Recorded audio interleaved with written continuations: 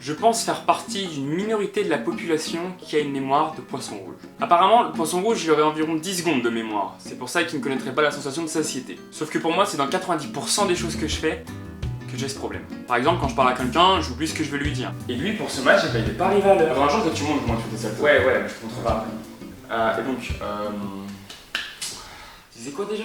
Ou on vient de me dire quelque chose et j'ai oublié. Eh Aude, quoi? Tu vas aller me chercher un paquet de mouchoirs, s'il te plaît? Ouais. Attends, tu m'as dit quoi déjà? On me dit quelque chose pendant que je fais un autre truc. Je vais te répondre, mais je t'ai jamais écouté. Eh Aude! Ouais? On mange quoi ce midi? Ouais. Où je vais bloquer sur un seul mot, sauf que je me souviens plus comment il commence. Mais si, ça se passe dans un hôpital et ça commence par un T. Je vois pas du tout. Même que le mec il rêve toutes les 5 secondes. Ah, c'est Scrubs, ouais, voilà. Ça commence pas par un T. Pour tout vous dire, j'ai même parlé avec quelqu'un pendant plus de 3 mois sans connaître son prénom. Soit parce qu'il me l'a dit mais j'avais oublié, soit parce que j'avais oublié de lui demander, ou soit parce que j'oubliais que j'avais oublié de lui demander. Tu crois pas si bien dire sous-titre. Bonjour et bienvenue dans cette vidéo sur les auto-écoles. Ok, donc je vais pas perdre de temps, on va rentrer directement dans le vif du sujet. Les auto-écoles, je les considère comme étant la première machine à fric de France.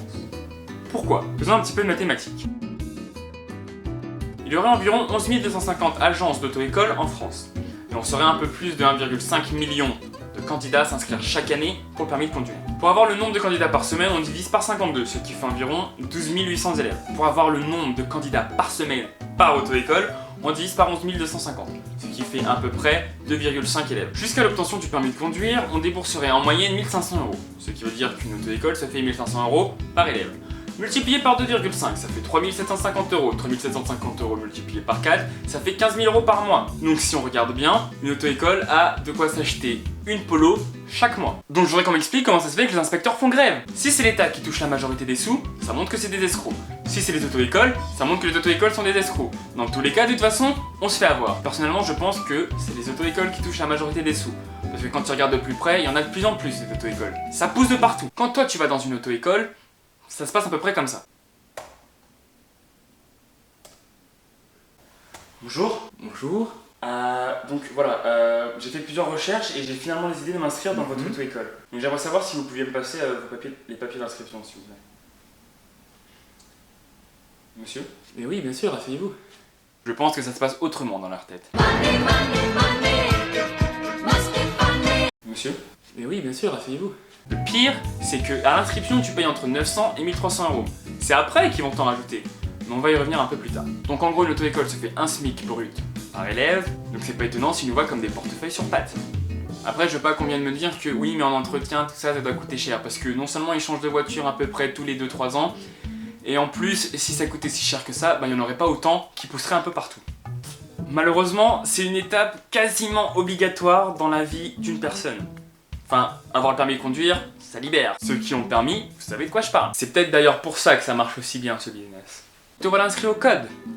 Là où ta volonté va être mise à rude épreuve. Tu vas lutter entre l'envie d'avoir le permis et la flemme de passer 1 heure dans cette saleté de salle où tu t'ennuies avec des questions en mousse et ça doit durer 50 ans parce que tu dois en faire 40. Le truc qui va te saouler le plus, c'est qu'après, tu vas vouloir avoir une date. Et pour avoir cette date, tu vas l'attendre longtemps. Très longtemps. Ok, t'as réussi à avoir ta date, t'as réussi à avoir ton code, maintenant passe sous heures de conduite. 50 € l'heure. À la base, on te dit, oh, vous allez avoir besoin entre 20 et 25 heures. Une fois que tu approches de la fin, qu'est-ce qu'ils disent à chaque fois? Bon, c'est bon, hein, je crois que vous êtes prêts pour le permis de conduire. Yes. Mais juste pour être sûr, avant, on va rajouter entre 2 et 5 heures pour réviser un petit peu. D'accord? Comme ça, je pourrais m'acheter mon petit iPod Nano et avoir peut-être une nouvelle PS3. T'as envie de te rebeller, tu demandes que ça parce que t'as l'impression qu'on se moque de toi. Mais tu restes docile parce que t'as vraiment besoin du permis. Et puis la date elle approche. Et d'un seul coup, on demande 98 €. En timbres fiscaux, je ne sais plus quelle ânerie parce qu'il faut qu'il t'envoie le papier ou un truc comme ça. Mais pardon, la première fois, c'était pas censé être offert l'examen?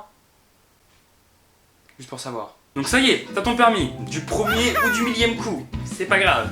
Mais tout ça pour voir quoi? Après des gens qui ont le permis depuis plus longtemps que toi, qui mettent pas de clignotant, qui savent pas comment tourner, qui klaxonnent à tout va, qui font vraiment n'importe quoi sur la route. Si c'était pour être un danger public comme ça, autant me donner le permis directement et j'aurais pas perdu mon temps et dépensé je sais pas combien de sous de mes parents juste pour ça.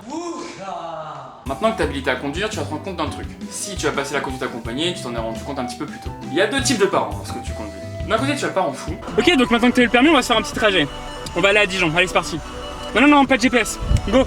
Et de l'autre, le parent paniqué / ingérence incarnée. Il y a aussi le parent suisse, un peu neutre, où il se passe absolument rien, donc on va pas en parler.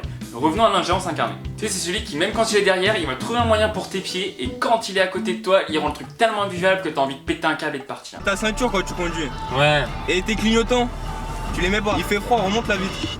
Et attention à la voiture. J'aime pas cette musique.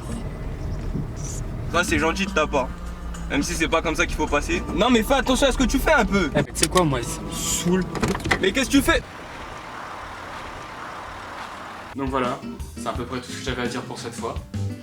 Donc à la prochaine. Spidey vous aime tous.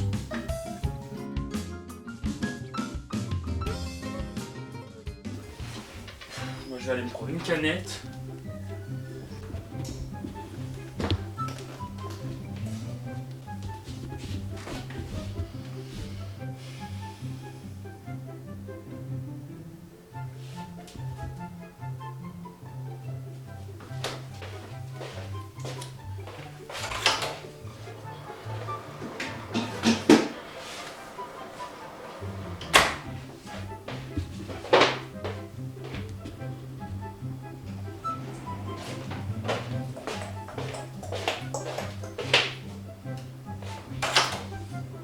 Waouh, ça n'a même pas tourné.